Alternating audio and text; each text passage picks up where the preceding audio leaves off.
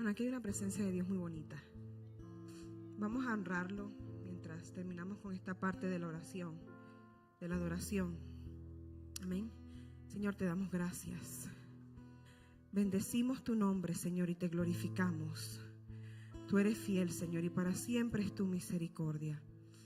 Para siempre es tu misericordia. Tú eres Jehová de los ejércitos, Señor, y tu presencia está en este lugar. Tu presencia está en este lugar. Dígaselo, tú estás aquí. Invocamos tu presencia, Señor, manifestada. Señor, tú eres fiel, Señor, llénanos. Te cantamos, llénanos, te cantamos. Sé el centro de todo, sé el centro de mi vida, sé el centro de todo lo que soy. Y te lo repetimos de nuevo. Estamos aquí, Señor, porque tu gracia nos ha sostenido. Estamos aquí, Señor, porque por tu gracia estamos de pie. No es por nuestra propia vanagloria, no es para que nos gloriemos de sí mismo. Es por tu gracia. Porque si no hubiera dicho, como dijo el salmista, hubiera desmayado si no hubiera sido por ti. Hubiera caído, no hubiera podido más. Pero por tu gracia estamos de pie. Padre, en estos momentos yo te presento esta palabra. Yo te presento, Señor, esta palabra que vamos a hablar hoy. Señor, úngela, Señor. Sabemos que viene de tu corazón. Yo cancelo toda altimaña. ¿Y dónde estén, hermanos? Cancelen toda distracción, todo pensamiento contrario que quiera venir en contra de lo que el Espíritu Santo quiere hacer. Lo cancelamos en el nombre de Jesús. Y declaro que tu presencia se mantiene en este lugar. Ángeles fluyen en este lugar. La presencia del Espíritu Santo fluye en este lugar.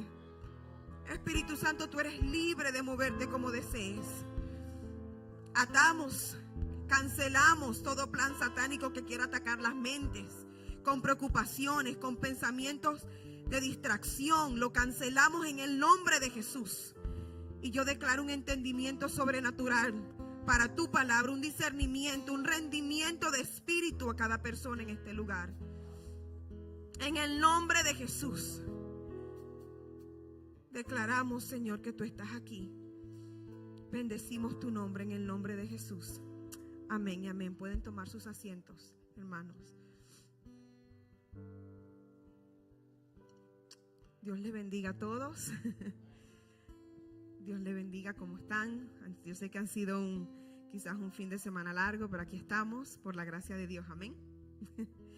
Y quiero hablarles rápidamente. Quiero entrar directo al punto, right? Quiero hablar de lo que es el sacrificio vivo. Thank you, worship team. You guys are good to go. Para que no se queden ahí parados todo el sermón. El sermón de esta tarde se titula Sacrificio Vivo. Y vamos a estar leyendo en Romanos 12, versículos 1 al 2. Cuando lo tengan pueden decir amén.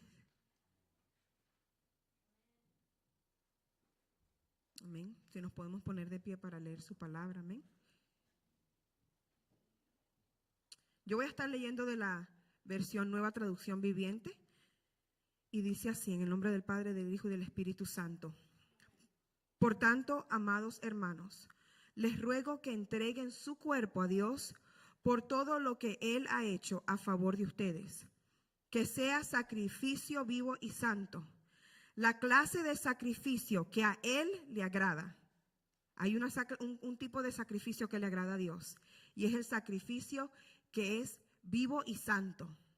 Esa es la verdadera forma de adorarlo. Y aquí tenemos que prestar mucha atención. No imiten, y por eso es que me gusta tanto esta versión, porque es tan clara. Como dice, más claro no canta un gallo. No imiten las conductas ni las costumbres de este mundo. En otras palabras, no imiten las malas crianzas y las malas mañas del mundo. Más bien, dejen que Dios los transforme en personas nuevas al cambiarles la manera de pensar. Entonces aprenderán a conocer la voluntad de Dios para ustedes, la cual es buena, agradable y perfecta. Amén. Dile a tu vecino, tienes que cambiar la manera de pensar. Y dile al otro vecino, tú también tienes que cambiar la manera de pensar. Amén. Amen, amen. En inglés y en español lo decimos, you have to change the way you think. Amen. Ok, ¿qué es un sacrificio vivo? Y esto a mí me encanta porque en las iglesias siempre hablamos de lo que es un sacrificio vivo, tenemos que cambiar las maneras del mundo y todo esto. Pero esto no empezó en el siglo XXI, ni empezó el año pasado, ni empezó cuando empezó COVID. Esto empezó desde la creación del mundo, lo que es un sacrificio. Y hoy vamos a dar un poquito de trasfondo a lo que es la historia y vamos a tocar un poco en lo que es la crucifixión para poder entender lo que verdaderamente significa el sacrificio. Y empezamos con el Antiguo Testamento. El Antiguo Testamento ofrecían animales, ofrecían muchas veces los machos cabríos, las ovejas, toros, lo que sea. Y esos animales tenían que ser limpios y puros. Había cierta categoría para cada animal. No podía tener ninguna mancha o impureza porque no era categorizado como un sacrificio puro y limpio. Y el primer sacrificio de la historia en la humanidad no fue el que hizo Moisés, no fue el que hizo Job por sus hijos en caso de que pecaran. El primer sacrificio de la humanidad pasó cuando dos personas cayeron en el huerto del Edén. Pasó en el cielo, se puede decir, o en el huerto del Edén. En ese sacrificio, dos personas cayeron en pecado. No querían, no voy a decir que no querían, fueron engañados. Y en ese momento el pecado entra a la humanidad. Ellos se asustan y dicen, bueno, ya sabemos el bien y el mal, sabemos la historia, la serpiente los engañó. Y ellos en su pensamiento limitado, dicen, pues vamos a coser higueras para cubrir nuestra desnudez. Y dice en el versículo 21 de Génesis 3 que el Señor hizo túnicas, aunque ellos quisieron en su pensamiento limitado hacer ropas de higuera, el Señor dijo, eso no los va a cubrir. Y una de las palabras que más me han tocado a mí en la palabra es cuando yo leo en Génesis 3, que el Señor está en el huerto del Edén y está buscando a Adán y a Eva. Ellos hablaban, ellos eran ya como Dios, no era que no van a ser como Dios, ya ellos eran como Dios. Y en ese momento Dios está buscándolo, Adán, ¿dónde estás? Eva, ¿dónde estás? Y dice, te escuchamos y nos asustamos. Y él dice, ¿qué pasó? Pero en el transcurso de esa conversación, el Padre dice unas palabras que yo creo que retumbaron en el cielo. Dice, ¿qué han hecho? ¿Qué has hecho? Porque ellos no sabían el significado de la magnitud de lo que acababa de pasar en ese momento. El hombre y la mujer habían caído y el primer sacrificio toma lugar. ¿Cómo es el primer sacrificio? Porque en el momento que Dios dice, ok, ustedes tienen pieles de hojas de árbol, pero eso no es suficiente. Voy a tener que hacer un sacrificio para poder cubrirlo. Él mata un animal y de ahí salen lo que son las vestiduras que cubren a Adán por primera vez, ¿verdad? Y en Hebreos 9:22, aquí vemos una repetición de lo que se ve en el libro de Levíticos, donde dice, de hecho, según la ley de Moisés, casi todo se purificaba con sangre, porque sin derramamiento de sangre no hay perdón. Para poder entender claramente el significado de la sangre, hay que entender lo que significa la expiación. Y aquí vamos a estar hablando de términos un poquito no comunes, pero son términos que si una persona habla de cuentas, de deudas, se van a usar estos términos. Por ejemplo, la expiación juega un papel importante y también un animal, ¿verdad? Y hay diferentes tipos de sacrificio. En el sacrificio de lo que es la expiación, en Levíticos 16, la expiación viene de la palabra capar, que en hebreo el significado es literal, es cubrir. Estás cubriendo, no quitando, ni aniquilando, ni cancelando. Solamente le pones una cobertura por encima y es la eliminación de un pecado o la cobertura de un pecado o deuda por medio de un tercero a través del cual se hace un pago a la deuda. En ese momento que se hace ese sacrificio, esa persona ya no debe nada y esa deuda es obsoleta. Y hay varios tipos de sacrificios. Empezamos con el sacrificio del holocausto, que en el Antiguo Testamento se le llama el olá. ¿Y cuál es el significado del holocausto? Es un acto de adoración y dedicación total a Dios, También servía para expiar. ¿Qué es expiar? Cubrir, quitar momentáneamente los pecados. En este proceso se utilizaban machos sin defectos, o sea, podía ser toros, ovejas, cabras, o a veces tórtolas o palominos. En el caso de Jesús, María llevó tórtolos, llevó unas palomas para sacrificarlas al templo. Y esas eran las personas más pobres que no podían quizás comprar un toro o una oveja o una cabra. Y aquí esta ofrenda se ponía sus manos sobre la cabeza del animal, simbolizando la transferencia de culpa en su situación y sustitución. So, ellos tenían que tocarla y el animal se sacrificaba, se degollaba y se quemaba totalmente.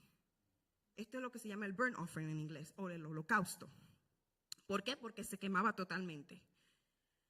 Esto era algo que se hacía a diario y era algo continuo, cada mañana y cada tarde en el tabernáculo y el templo, además en días de reposo y fiestas.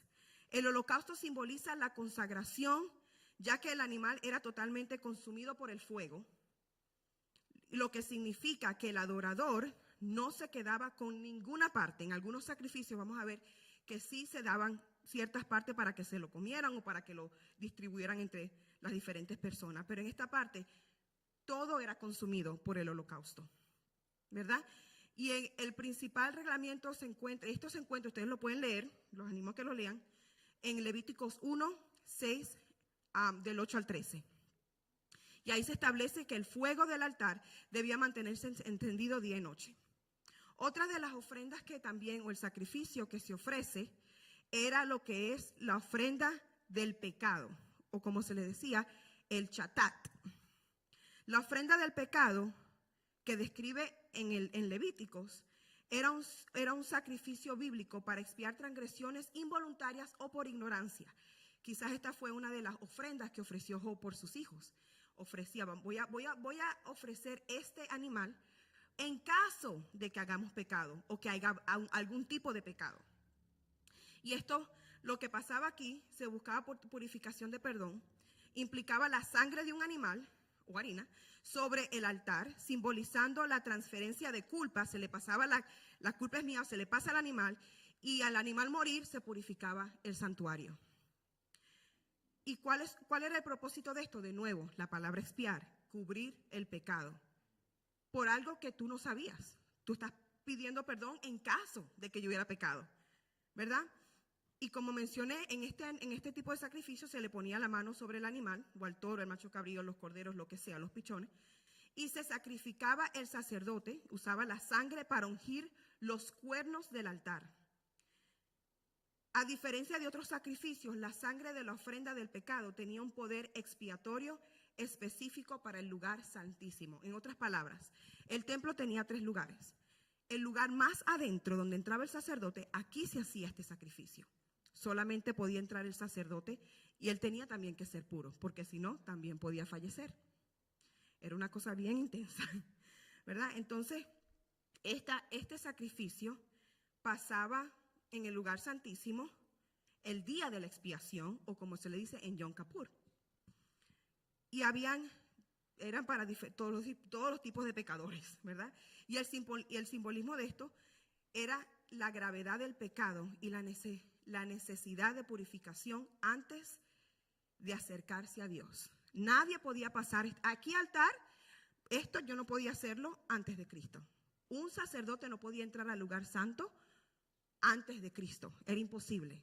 Había una cortina que lo dividía y si tú entrabas sin permiso de Dios o sin tener los reglamentos específicos, ibas a morir. ¿Cuánto le dan gracias a Dios por lo que Él hizo? ¿Cuánto le dan gracias a Cristo por su sacrificio? Y la última es la ofrenda por culpa o expiación. Esto se le dice el asham. Esta es similar a la del pecado, pero enfoca en la restitución. Hemos visto una que se quema completamente y quita el pecado. Esa pasa todos los días. Vemos una que pasaba una vez al año, que se le echaba la sangre. Y esta es una que pasa en restituir. ¿verdad? Por ofensas contra Dios. Esta quizás pudo haber pasado por alguna ofensa que un hermano hizo contra el otro hermano, un israelita contra otro israelita. Y dice que era un sacrificio expiatorio de pecado involuntario contra las cosas santas de Dios. Si alguien agarraba algo del templo, incluso la Biblia dice, si alguien robaba algo de los diezmos. Esto requería restituir el daño más un 20% adicional y sacrificar un carnero sin defecto para obtener el perdón y restaurar la comunión. Todos restauraban comunión, pero este en específico se dedicaba a eso. Y el propósito era reparar el daño cometido y reconocer la gravedad del pecado contra Dios y el prójimo. Este es uno de los sacrificios que está específicamente lidiando con el prójimo. No es solamente hacia arriba, sino también va hacia el prójimo. Y en estas situaciones se aplicaba también lo que era el pecado por ignorancia. Y en el procedimiento se llevaba un carnero al sacerdote, se sacrificaba, se rociaba sangre, en este se rociaba y también se quemaba. ¿Okay? Eso eran las mezclas de los dos. Ahora, estos sacrificios antiguos eran solamente una sombra de lo que estaba por venir. De esto no se daba ninguna parte, muchos de ellos no se daban parte a los sacerdotes para que se comieran, era solamente para que se limpiaran los pecados. Pero cuando yo leía todo esto, yo decía, wow, cada uno, y estos son 3, pero habían varios. Estos son los 3 que involucraban animales. Habían ofrendas de grano, habían ofrendas de diferentes cosas. Pero me pareció tan interesante que Cristo cumplió todos los requerimientos de la expiación, el holocausto y de la culpa. Él en un solo sacrificio lo cumplió todo.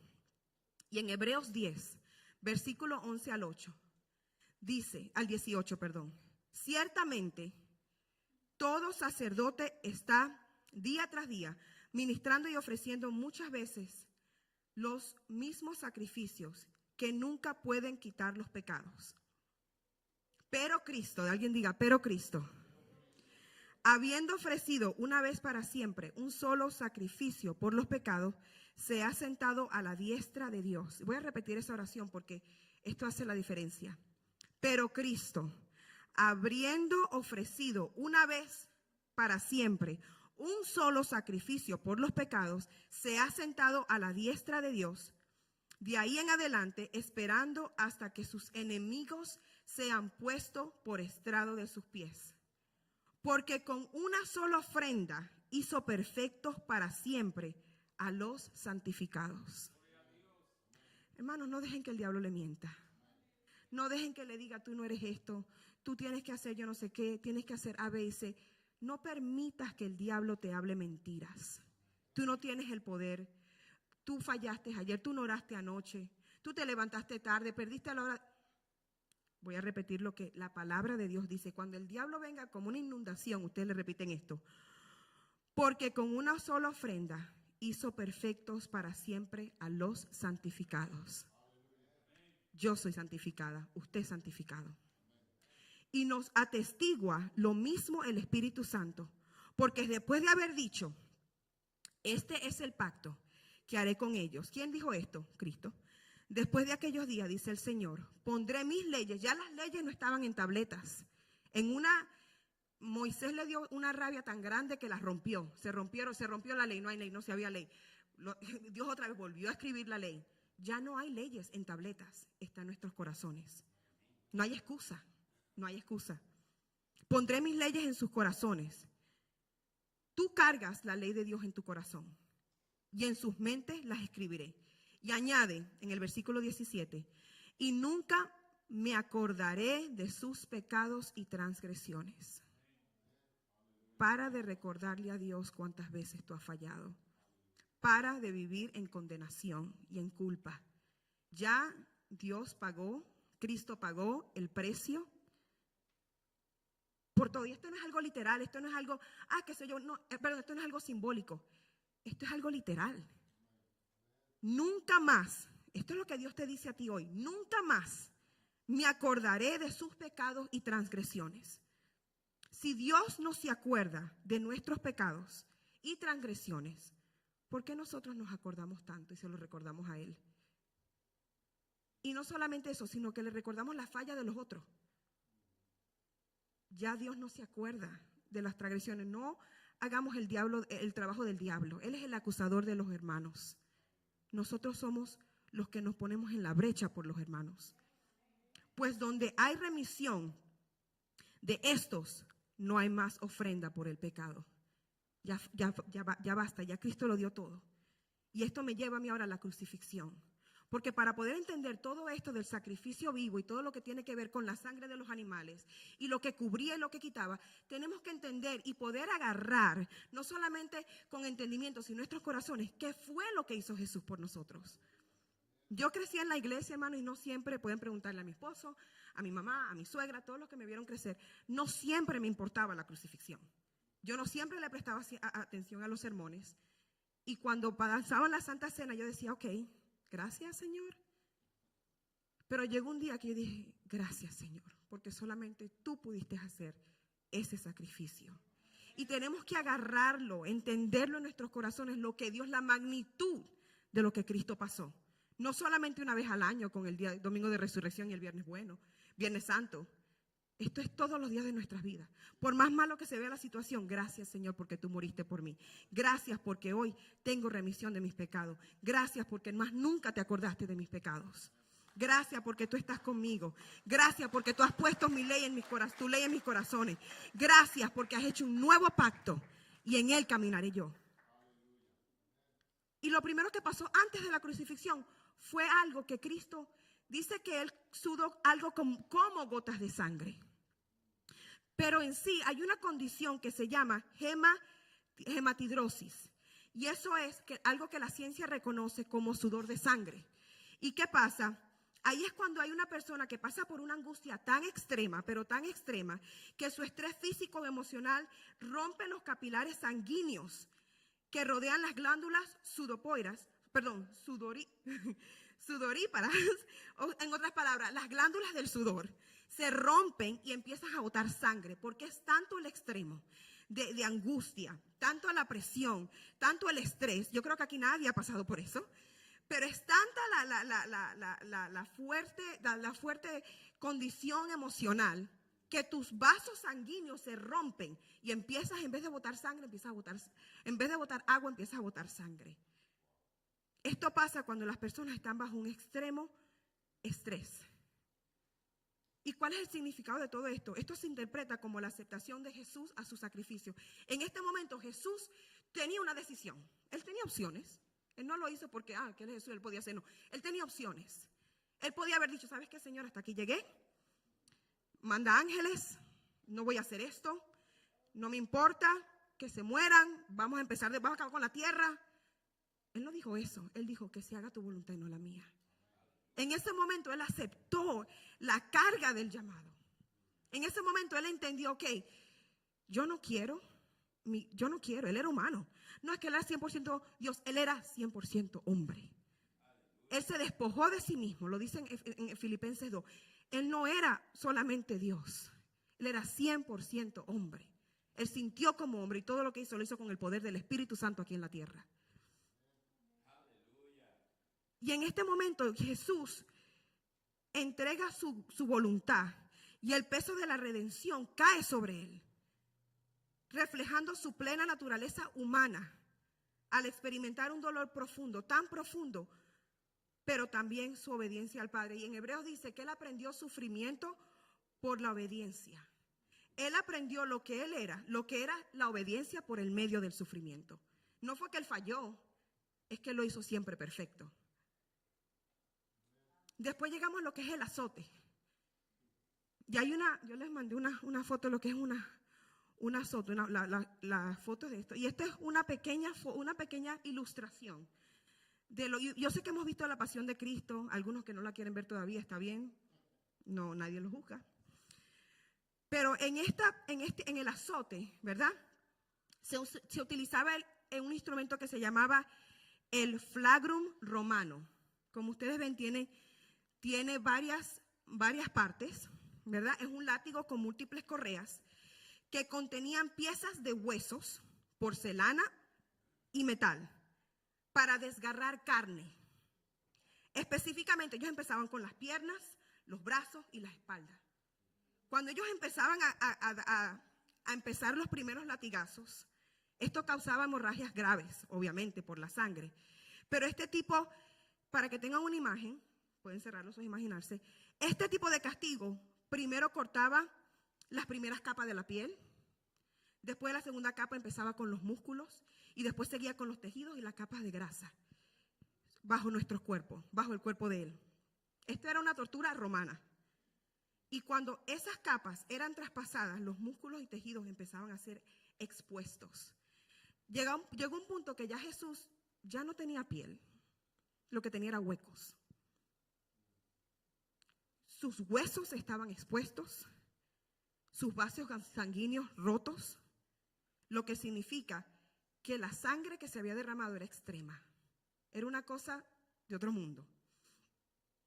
Y encima de todo eso, la ley judía decía que los azotes a 40, que eran más o menos 40, para no perder la cuenta. Pero en sí no se sabe por exactitud cuántos azotes pasó Jesús. Pudo haber sido 40, pudo haber sido más.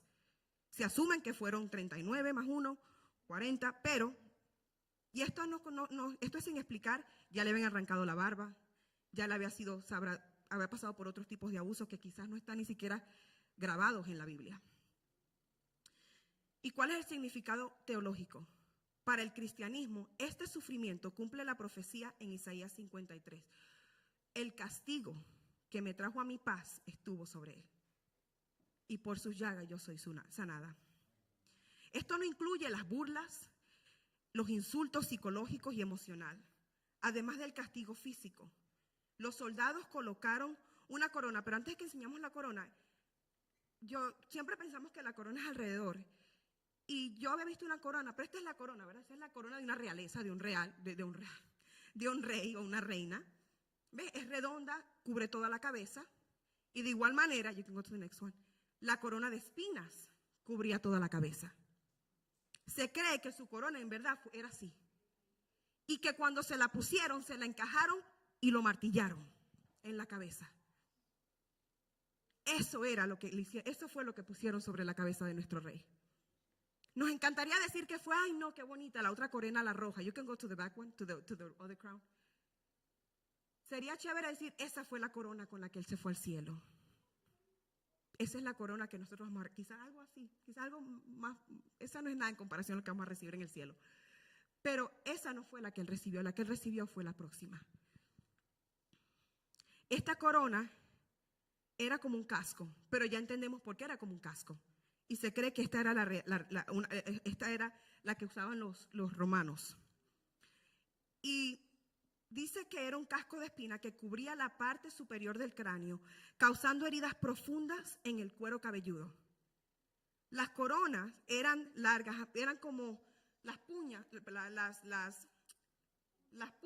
eran de 1 a 2 pulgadas de largo más o menos. Y como el cráneo es una de las partes del cuerpo más vascular, en otras palabras, donde hay más sangre, más vasos capilares, eso creaba un intenso derramamiento de sangre. Muchas personas mueren por una simple herida en la cabeza. Imagínense, Cristo se mantuvo vivo después de ser latigado y después que le pusieron esto encima. Y cuando es latigado, le ponen el saco para burlarse de él.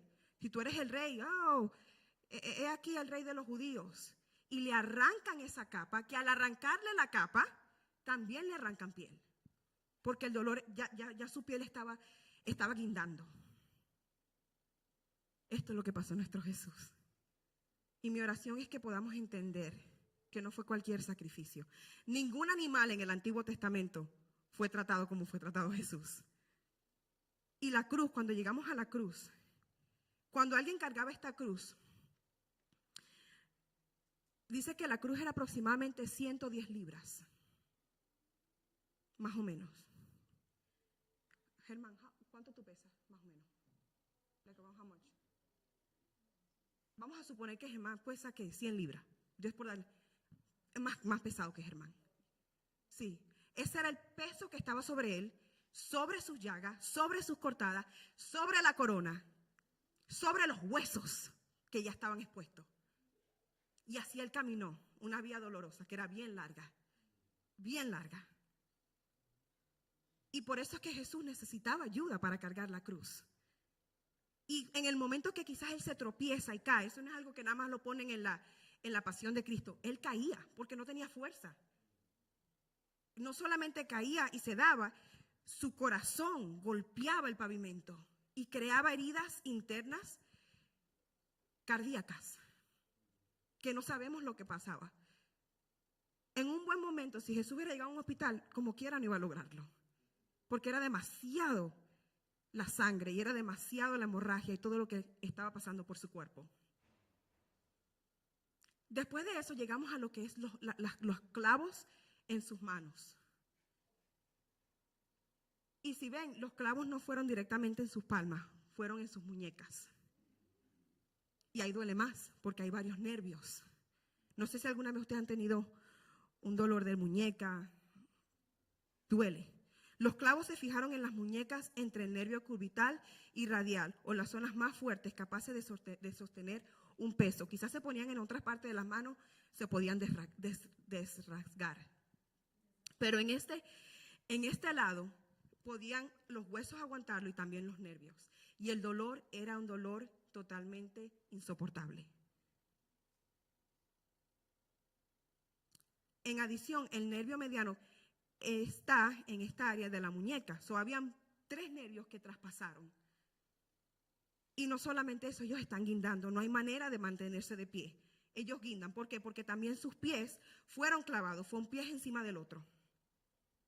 Con múltiples golpes.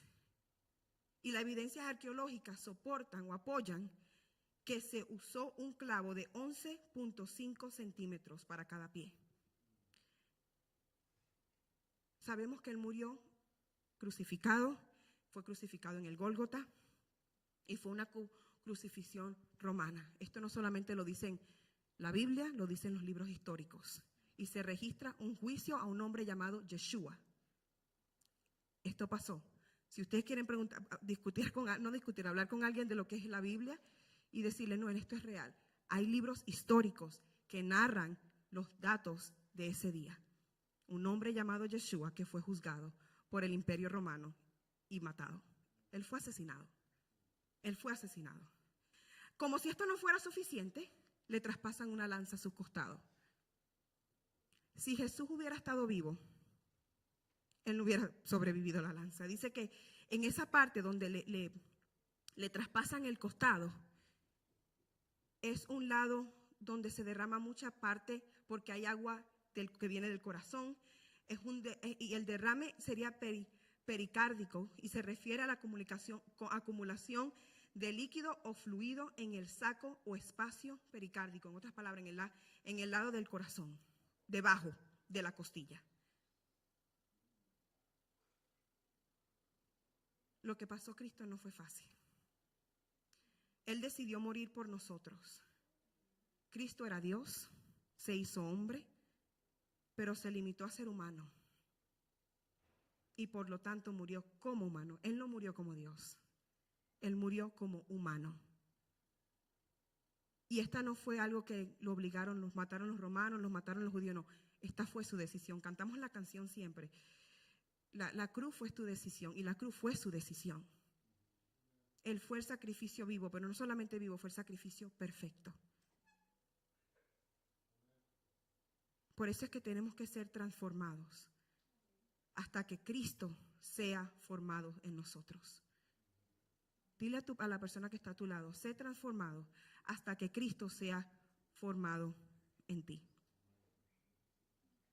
Y dice en Filipenses 2, 5 al 8, la actitud de ustedes debe ser como la de Cristo Jesús, quien siendo por naturaleza Dios no consideró el ser igual a Dios como algo a que aferrarse. Por el contrario, se rebajó voluntariamente, tomando la naturaleza de siervo y haciéndose semejante a los hombres. Él se rebajó, Si creemos que como seres humanos somos la última Coca-Cola del desierto, acuérdate que Jesús se rebajó para ser como tú y como yo. Y al manifestarse como hombre, se humilló a sí mismo y se hizo obediente hasta la muerte, y muerte de cruz. El sacrificio de Cristo no se compara a nadie. Y si nos hiciéramos la pregunta, si yo te hiciera a ti la pregunta, ¿qué significa ese sacrificio para ti? ¿Qué dirías?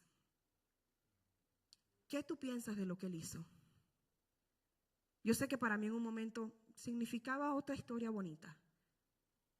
Pero hoy cuando yo pienso en su sacrificio, me cuestan a no aguantar las lágrimas. Yo digo, Dios mío, tú no tenías que hacerlo. Yo sé que yo tengo mis malicias, tengo mis errores, tengo mis fallas. Y hay veces que te ignoro. Pero sin embargo, si quizás yo hubiera sido la única persona, o si tú hubieras sido la única persona en esta tierra, Él todavía lo hubiera hecho. ¿Qué significa ese sacrificio para ti? ¿Has pensado alguna vez, si alguien te pregunta realmente qué significa eso para ti? Y lo maravilloso de todo es que Él hizo todo esto como un ejemplo. Hoy en día nosotros somos el sacrificio vivo. Tú eres el sacrificio que Dios busca.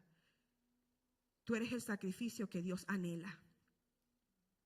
A diferencia de los sacrificios del Antiguo Testamento, nosotros estamos en esta vida y tenemos que vivir en santidad. Pero muchas veces seguimos vivos y nunca llegamos al punto de morir. Cristo murió y nosotros también tenemos que morir. Y no significa que te van a crucificar, te van a poner una corona de espinas, te van a poner unos clavos en tus muñecas. Significa que a tu yo tú tienes que morir.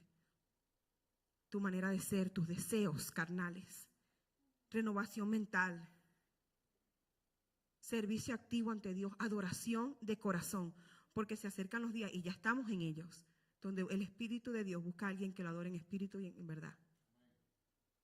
Ya basta de jugar juegos. Y yo siento a Dios en esto. Dios haciéndole un llamado a su iglesia. No es tiempo de que sigamos jugando juegos, jugando a la iglesia, como que el que murió en aquella cruz fue cualquier persona. Fue el Hijo de Dios y Él está vivo. Cuando yo leo esto, lo primero que se me ocurre es, o mejor dicho, la primera pregunta que me quiero hacer es, ¿estoy yo agradándole a Dios? Y no es por condenación, hermano, es para evaluarnos, porque sabemos que Dios nos ama. Él es amor, Él ama a todo, al pecador, al que no peca, al de la iglesia, al pastor. Él ama a todos, nos ama. Pero ahora, ¿está haciendo Dios, se agrada a Dios de mi actitud? ¿Se agrada a Dios de mis pensamientos? ¿Se agrada a Dios de quién soy yo?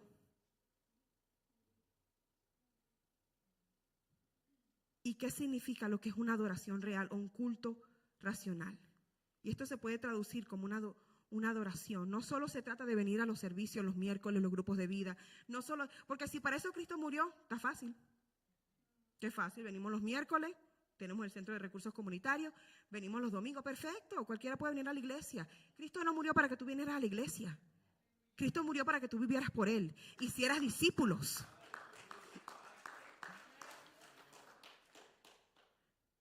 Por eso es que dice la palabra, no nos conforméis a este siglo, a los patrones de este mundo, sino tenemos que transformarnos y cambiar nuestra manera de ser. Yo tengo un problema cuando a veces yo paso por algo y digo, Señor, pero ¿por qué me cuesta tanto arrepentirme?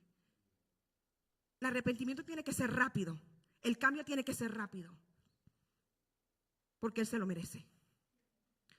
Por eso es que tenemos que poner nuestros ojos en Jesús y en el Espíritu Santo, quien está con nosotros todos los días.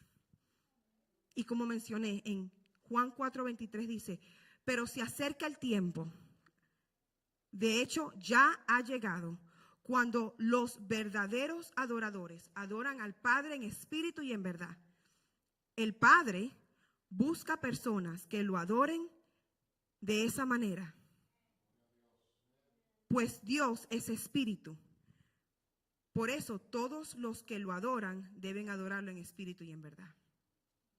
Esto requiere la mente de Cristo. Requiere la mente de Cristo que reemplace las formas de pensar mundanas. Cambiemos nuestras mentes. Tú eres un hijo de Dios, eres una hija de Dios. Para de pensar como el mundo. Para de justificar las malas costumbres. como si fuera cosa que le agrada a Dios. Y le ofrecemos a Dios migajas, cuando Él no se merece migajas. Él es el Rey de Reyes. Hay una canción que dice, ya Él no es un bebé en un pesebre, no es un hombre muerto en una cruz, no se quedó en la tumba, sino Él viene pronto con poder. Ese es el Dios que le servimos. Ese es el Dios que debemos de temerle. Y es tiempo que la iglesia de Cristo se levante con temor a Cristo. Porque somos muy casuales cuando nos acercamos a Él. Somos muy casuales en nuestras acciones. Somos muy casuales en lo que hacemos. Como que Él se tiene que acoplar a nuestras acciones y no nosotros a Él. Eso no es así. Dios es santo. Y sin santidad, como decía Paul ahorita, sin santidad nadie verá a Cristo. No se trata de una vestidura blanca literalmente. Es algo interno de tu corazón. Él no murió para que tú te vistas de blanco, de vestido. Él murió para que tu alma esté limpia. Él murió para que tu alma esté totalmente sana enfrente de Él. Él viene por una iglesia con vestiduras blancas, sin mancha. El sacrificio en el Antiguo Testamento solamente cubría un pedacito. Era un preámbulo, era una sombra de lo que había de venir. Y sin embargo el animal no podía tener mancha. ¿Cuánto más nosotros que vamos a vivir la eternidad con Él? ¿Cuánto más nosotros? Hermanos, dile a tu vecino, Cristo viene pronto. No nos acomodemos como que estamos aquí por el resto de nuestras vidas. Cristo viene pronto. Cristo viene pronto. Y con esto termino, si nos podemos poner de pie. Él nos ha dado autoridad para juzgar, vencer y poner a sus enemigos debajo de sus pies. Pero Él primero la buscó. Él tuvo que sufrir, Él tuvo que llorar, Él derramó su sangre. Y la sangre de Cristo todavía tiene poder. Cuando tú pones tu mano sobre alguien, dice, la sangre de Cristo te cubre. Cuando tú eres por tus hijos, por tus familiares, por toda tu descendencia y declaras la sangre de Cristo, hay poder en esa sangre. La sangre de Cristo no ha parado de fluir. La sangre de Cristo no ha parado. La sangre de Cristo todavía fluye, sana, liberta. Y por eso dice en Apocalipsis 2:3, y nada más lo quiero dejar con un pedacito de Apocalipsis. I'm not going to read the whole thing. I'm just going to mention it. Voy a leer un pedacito donde dice, despierta, fortalece lo poco que te queda. Despierta y fortalece lo poco que te queda. Muchas veces nuestras acciones no cumplen los requisitos de Dios. Hermano, este no es un regaño. Este mensaje me habló a mí primero. Porque Dios está llamando a su pueblo que se levante. Que paremos de jugar a la iglesia. Y yo siento la presencia de Dios. Que paremos de jugar a la iglesia. Que paremos de tomar las cosas livianas. Es cualquier cosa. Yo pequé ayer, pero está bien. Dios me perdona. Si no te arrepientes de corazón, Dios no te va a perdonar. Porque el arrepentimiento es genuino y empieza aquí adentro. Y si no te arrepientes, Dios no te puede perdonar. Lastimosamente, el arrepiento es de todo corazón. Y es un cambio no de 360 grados, sino de 180, de un punto al otro.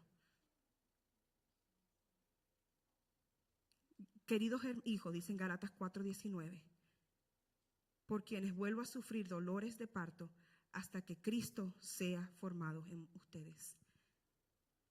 ¿Hasta cuándo vamos a seguir con esto? Hasta que Cristo sea formado en ti. Pero ¿hasta cuándo tengo que continuar sufriendo? Hasta que Cristo sea formado en mí. Hasta cuando yo vea, me hable. ¿Qué pasó con Pedro? A Pedro le decían, pero tú te pareces a Jesús. Tú no estabas con Él, tú hablas como Él, tú te oyes como Él. Y en ese momento Pedro lo negó.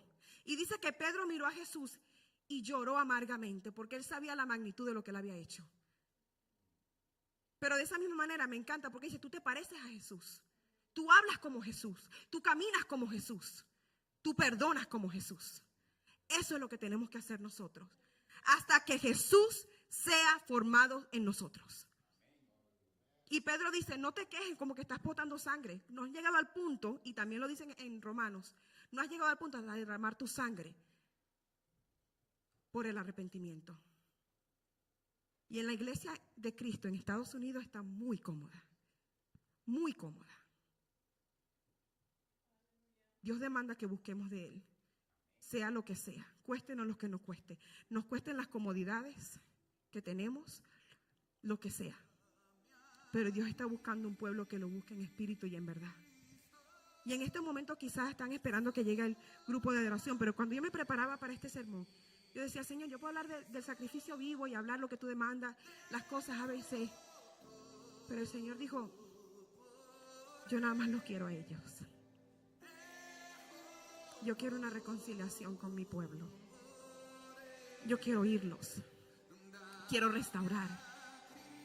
Quiero que vengan a mí, como le decía él a Isaías, como él hablaba al pueblo por medio de Isaías.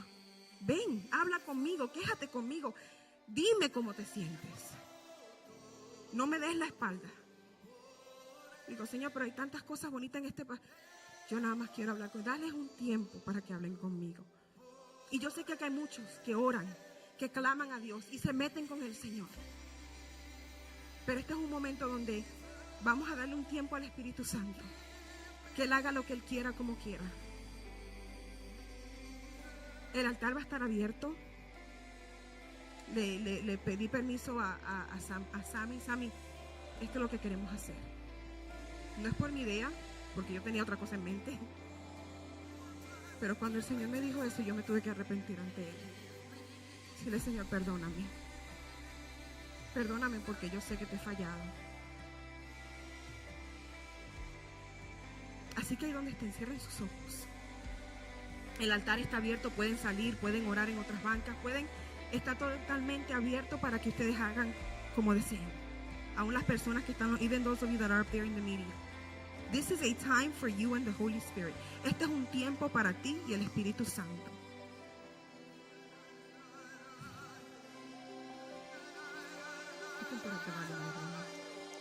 Espíritu Santo de Dios, venimos ante tu presencia. Una vez más, ya tú estás aquí, la presencia de Dios está en este lugar. La sangre de Cristo está fluyendo por estas paredes, en estos corazones, Señor. Yo te doy gracias por este pueblo que está aquí hoy. Pero hoy te decimos, no queremos a nadie más.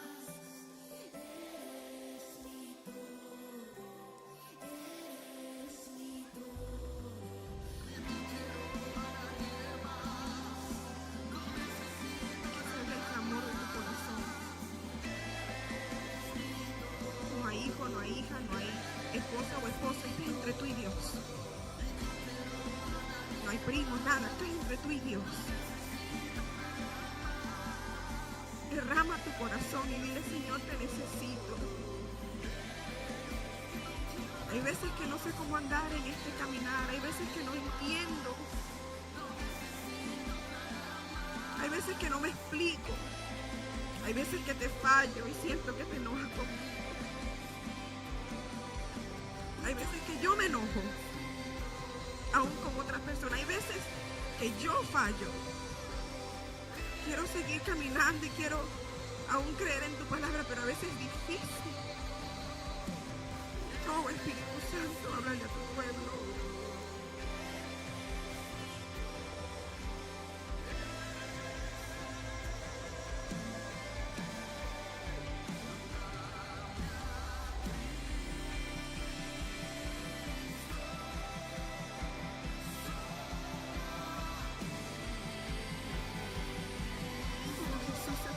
En nosotros, que las personas nos vean, ahí va un siervo, una sierva, un hijo de Dios, que no nos dobleguemos, Señor, a los patrones de este mundo, Padre, que seamos rápidos para el arrepentimiento, que no juguemos con tu presencia, Señor. Aumenta tu temor en nosotros. Que más que anhelar las cosas de este mundo, que anhelemos tu presencia. Y que tu temor, Señor, el temor hacia ti, Señor, aumente. Y el temor a Dios es estar alejado de Él. No queremos a más nadie, Señor. Clamamos tu nombre, Jesús. Jesús. Nombre que es sobre todo nombre.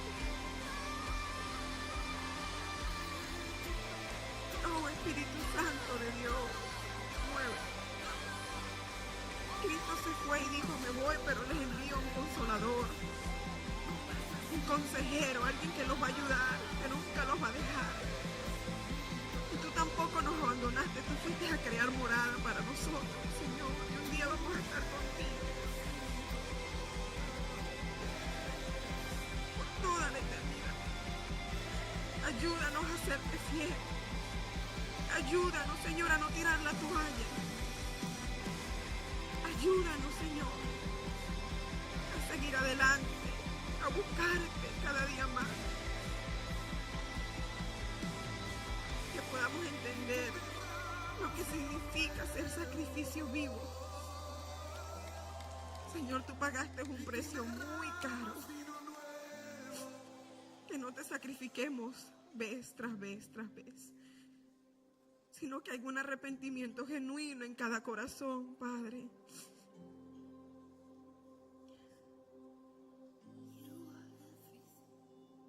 Señor, tú eres todo. Y si no lo eres todo, sé todo. Que tú seas todo para todos nosotros, que te conviertas en todo, más importante que el pan de cada día, más importante, Señor, que ir a trabajar, más importante que todo, con tal de que te tengamos a ti, que podamos entender que contigo lo tenemos todo, que quizás la finanza no está bien, quizás todavía dudamos o tenemos preocupaciones, pero que sepamos que contigo estamos seguros, que contigo hay provisión. Solo tú eres digno, solo tú eres santo, solo tú eres todopoderoso. Y un día te veremos, Señor, un día te veremos. Un día nos encontraremos en las nubes, hermanos. Imagínense ese día cuando Él venga por su iglesia, donde lo podamos abrazar y decirle gracias personalmente, donde podamos hacer como hicieron los discípulos, ver sus manos, ver sus pies, ver su costado y decirle gracias, porque no lo tenías que hacer. Tú eres Dios, eres Dios. Tú no tenías que continuar con aquel sacrificio. Tú te pudiste haber bajado de la cruz.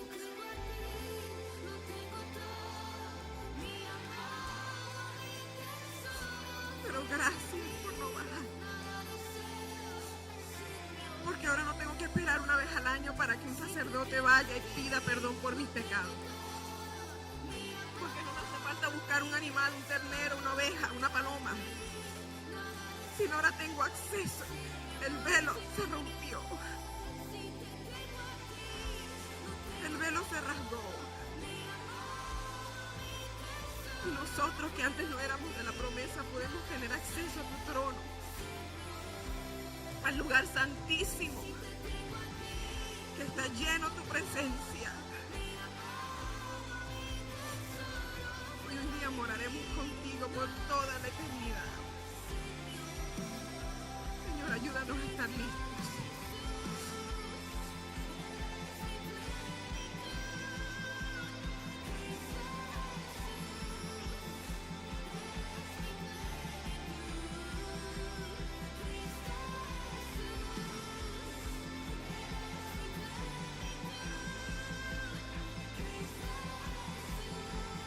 Estemos preparados para tu venida. Eso empieza hoy, eso ya empezó. Señor, tú nos estás preparando. Ya todo está listo en el cielo.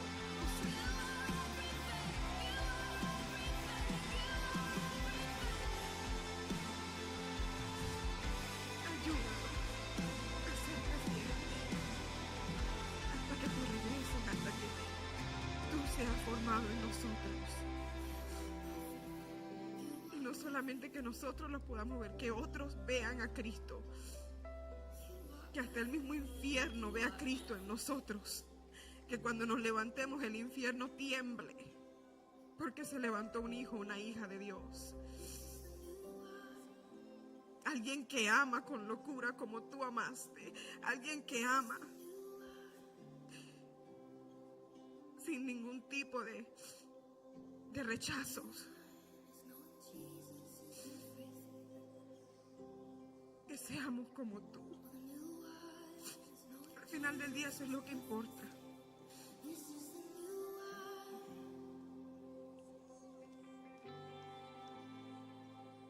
Que seamos como tú.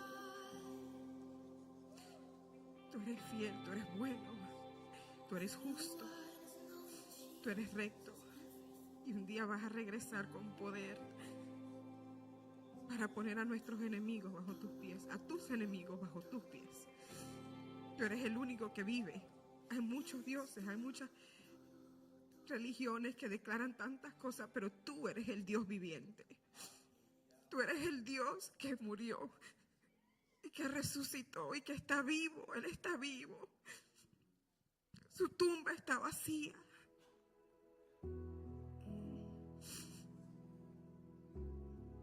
Gracias. Gracias, Padre, por tu Hijo, por enviar a tu Hijo. Te pedimos perdón. Ahí donde te pidámosle perdón al Señor.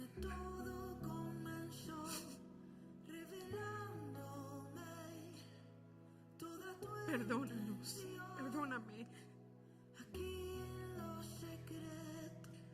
Porque hay veces que no llego, pero es por tu gracia. Esto no es por obra, esto no es por ni siquiera por religión, esto es por su gracia, por su favor inmerecido. No nos merecíamos, no nos merecíamos tanto amor, no nos merecíamos tanto perdón, tanta gracia, tanto favor, tanta bondad. No merecíamos la muerte, pero tú nos perdonaste. Tú nos salvaste. Hermanos, Él nos salvó, nos libró de la muerte.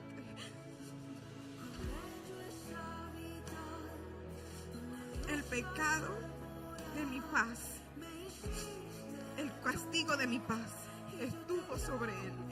¿Cómo me gustaría decir que yo fui castigada y Él recibió paz? No, yo recibo paz y Él fue castigado. Él fue azotado, fue ultrajado, fue abusado.